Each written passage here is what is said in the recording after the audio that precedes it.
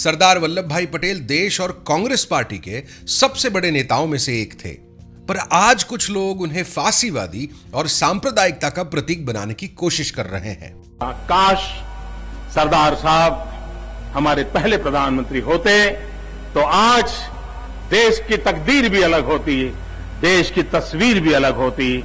भारत में पहली बार आम चुनाव 1952 में सरदार पटेल के दुखद मृत्यु के 2 साल बाद हुए। मृत्यु के पश्चात भला कोई प्रधानमंत्री कैसे बन सकता है? 1947 में जवाहरलाल नेहरू भारत में अंतरिम सरकार के प्रधानमंत्री बने। जब पंडित नेहरू ने सरदार पटेल को औपचारिक रूप से अपने मंत्रिमंडल में शामिल होने का न्योता भेजा तो वल्लभ भाई पटेल का उत्तर आया, एक दूसरे के प्रति लगाव और आकर्षण के रिश्ते के साथ साथ हम एक दूसरे के 30 सालों के साथी रहे हैं। इसका मतलब हमारे बीच किसी भी प्रकार की औपचारिकता के लिए कोई जगह नहीं। मेरी सेवाएं आपके लिए हमेशा मरते दम तक उपलब्ध रहेगी। सरदार पटेल ने नेहरू को आगे लिखा, हम दोनों का साथ कभी नहीं टूट सकता और यही हमारी ताकत है। इतना ही नहीं, सितंबर 1950 में उन्होंने मौलाना आजाद से कहा, अगर मैं जवाहरलाल की उम्र का होता तो मैं कहता कि सरकार मैं चलाऊंगा। वल्लभ भाई पटेल को आयरन मैन ऑफ इंडिया और सरदार कहा जाता था।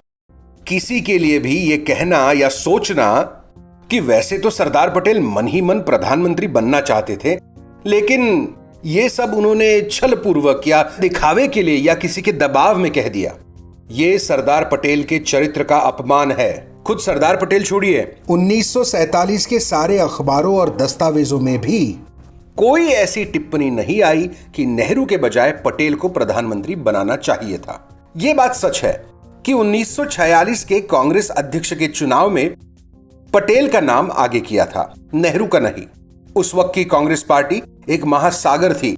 1946 में गांधी जी ने जब सबसे अनुरोध किया कि कांग्रेस का अध्यक्ष नेहरू को बनना चाहिए, और याद रहे यह चुनाव प्रधानमंत्री का नहीं अध्यक्ष का था, तब सारे नेताओं ने उनकी बात मान ली। खुद सरदार पटेल ने अपना नाम वापस ले लिया और खुशी खुशी नेहरू का नेतृत्व स्वीकार लिया। इसके कई कारण थे। नेहरू देश के सबसे चहेते नेता थे। एक नए राष्ट्र के लिए नेहरू की अंतर्राष्ट्रीय छवि का बहुत महत्व था। इसके साथ साथ नेहरू और पटेल के बीच उम्र का एक लंबा फासला था। एक नए देश के लिए एक स्थायी नेतृत्व की बहुत जरूरत थी। 1947 में सरदार पटेल 72 साल के थे और उनकी तबीयत भी नागवार थी। 1948 में उन्हें दिल का दौरा पड़ा, जिसके कारण उन्हें महीनों तक घर पर ही रहकर आराम करना पड़ा। इसके बावजूद उन्होंने आजाद भारत की सरकार में दूसरे सबसे बड़े पद संभाले, ना कि उन्हें किसी मार्गदर्शक मंडल में बैठाया गया। पटेल भारत के पहले उप प्रधानमंत्री, गृह मंत्री और सूचना एवं प्रसारण मंत्री बने। 14 नवंबर 1948 और फिर 2 अक्टूबर 1950 यानी अपने मृत्यु के 2 महीने पहले सरदार पटेल ने खुद कहा, बापूजी ने नेहरू को अपना उत्तराधिकारी चुना। गांधी जी के मृत्यु के बाद हमें यह और भी अच्छे से समझ आया है कि उनका निर्णय कितना सही था। फिर ये पटेल बनाम नेहरू की चर्चा आज हमारे देश में क्यों हो रही है? इसके पीछे सरदार पटेल के लिए प्रेम नहीं, बल्कि संविधान के प्रति घृणा छुपी है। सांप्रदायिक और फासीवादी ताकतों ने 1947 से ही संविधान को मानने से इनकार किया और आज भी करते हैं।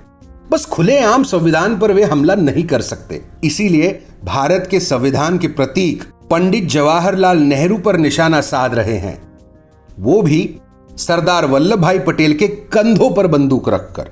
जगह भारत जानता है, यह सिर्फ नेहरू और पटेल का अपमान नहीं, सिर्फ संविधान का अपमान नहीं, यह स्वतंत्रता संग्राम के लाखों वीरों का अपमान है। साथ ही यह अपमान है हर भारतीय का।